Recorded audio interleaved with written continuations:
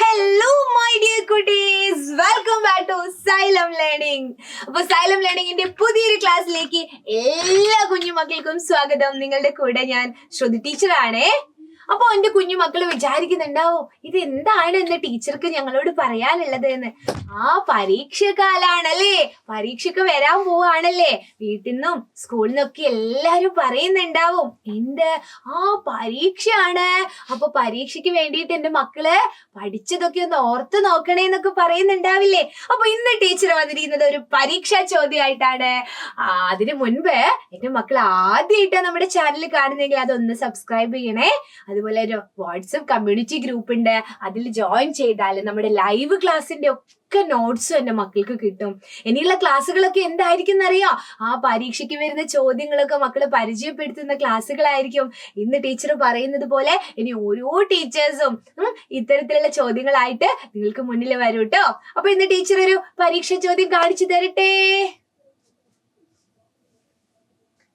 ഒരു പരീക്ഷ ചോദ്യം നോക്കിയാലോ. എന്താ ഈ പരീക്ഷ? നമുക്ക് അറിയുന്ന കാര്യങ്ങളൊക്കെ നമ്മൾ പേപ്പറിൽ എഴുതും.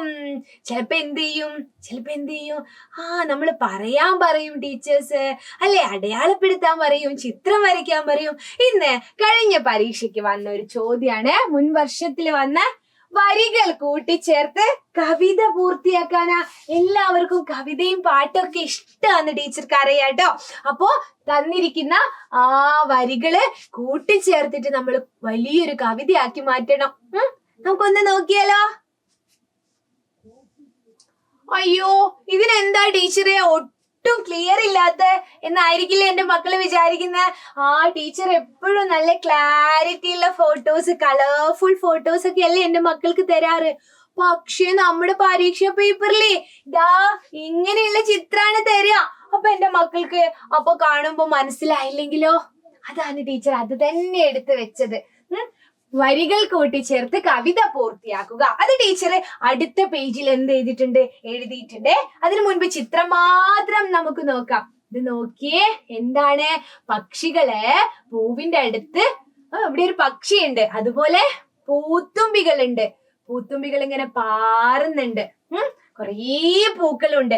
അതാണ് ഈ ചിത്രം. അപ്പൊ പേപ്പർ ഇങ്ങനെ കിട്ടുമ്പോ മക്കള് നോക്കണേ എന്തൊക്കെയാ അതിലുള്ളത് എന്ന്. നിറമൊന്നും കൊടുത്തിട്ടുണ്ടാവില്ല കേട്ടോ, കളറൊക്കെ കൊടുക്കാൻ ചിലപ്പോ മക്കളോട് പറയും. ഇവിടുത്തെ ഇന്നത്തെ ചോദ്യം വരികൾ കൂട്ടിച്ചേർത്ത് കവിത പൂർത്തിയാക്കാനാണ്. അപ്പൊ നമുക്ക് നോക്കാട്ടോ. ചിത്രം ഇതാണ്. ടീച്ചർ കളർ കൊടുക്കാത്തത് എന്തുകൊണ്ടാന്നറിയോ? കളർഫുൾ ചിത്രം ആയിരിക്കില്ല മക്കൾക്ക് കിട്ടുന്നത്. അപ്പോ ഇത് കണ്ടിട്ട് എന്റെ കുഞ്ഞുങ്ങൾ മനസ്സിലാക്കണേ. ഇവിടെ ഇതൊരു പക്ഷിയാണ്. ഇതെന്താണ്? ഒരു പക്ഷിയുണ്ട്. പിന്നെയോ ഇതൊക്കെ പൂക്കളാണടാ. കുറേ പൂക്കളുണ്ട്, പൂവുകൾ അല്ലെ, പൂക്കളുണ്ട്. പിന്നെ ഇവിടെ തുമ്പിയുണ്ട്. പൂത്തുമ്പി ഇങ്ങനെ പാറുന്നുണ്ട്. ഇതൊക്കെയാണ് ഈ ചിത്രത്തിലുള്ളത് കേട്ടോ.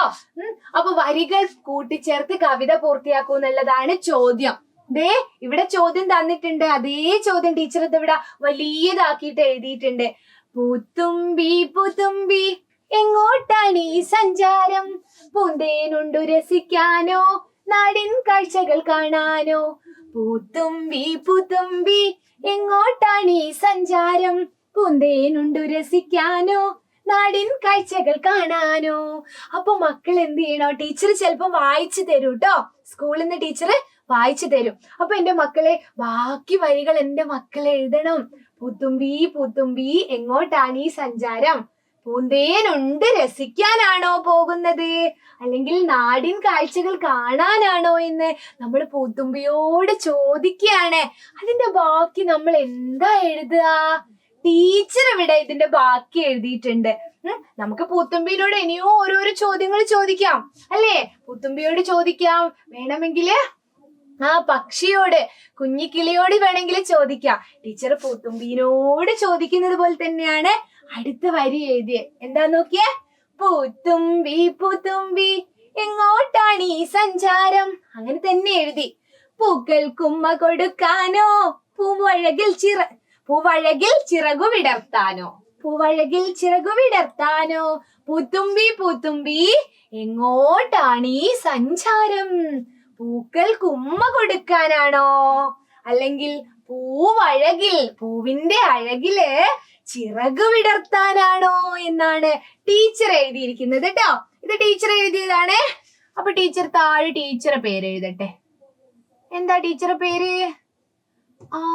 ശ്രുതി വൈശാഖ് അല്ലേ? അപ്പൊ ടീച്ചർ എഴുതിയതാണ് ബാക്കി. അപ്പൊ എന്റെ മക്കൾ എഴുതണം ബാക്കി വരികൾ അല്ലേ? ബാക്കി വരികൾ എന്ത് എഴുതണോ? മക്കൾ എഴുതണം. ഇത് എന്തായിരുന്നു നമ്മുടെ വരി? പൂത്തുമ്പി പൂത്തുമ്പി എങ്ങോട്ടാണീ സഞ്ചാരം? പൂന്തേനുണ്ട് രസിക്കാനോ നാടിൻ കാഴ്ചകൾ കാണാനോ അല്ലേ? ഇതിന്റെ ബാക്കി ടീച്ചർ എഴുതി. പൂത്തുമ്പി പൂത്തുമ്പി എങ്ങോട്ടാണ് ഈ സഞ്ചാരം എന്ന് എഴുതിയിട്ടുണ്ട്. പൂക്കൾ കുമ്മ കൊടുക്കാനോ, ഈ 2 വരിയാണ് ടീച്ചർ എഴുതിയത്. ബാക്കി നമുക്ക് പരീക്ഷാ പേപ്പറിൽ തന്ന അതേ വരിയാണ്. പൂക്കൾ കുമ്മ കൊടുക്കാൻ പോവുകയാണോ?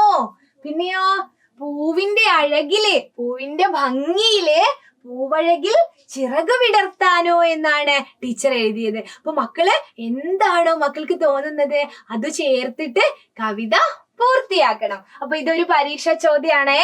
എന്റെ മക്കളെ എന്ത് ചെയ്യണോ? കൃത്യമായിട്ട് പരീക്ഷയ്ക്ക് എഴുതണം. മിടുക്കന്മാരായിട്ട് മാർക്കും വാങ്ങണം കേട്ടോ. ഇതുപോലത്തെ ചോദ്യങ്ങളോ ഉത്തരങ്ങളോ ഒക്കെ ആയിട്ട് ടീച്ചറെ അടുത്ത ക്ലാസ്സിൽ വീണ്ടും വരുന്നതായിരിക്കും. അതുവരേക്കും ബൈ.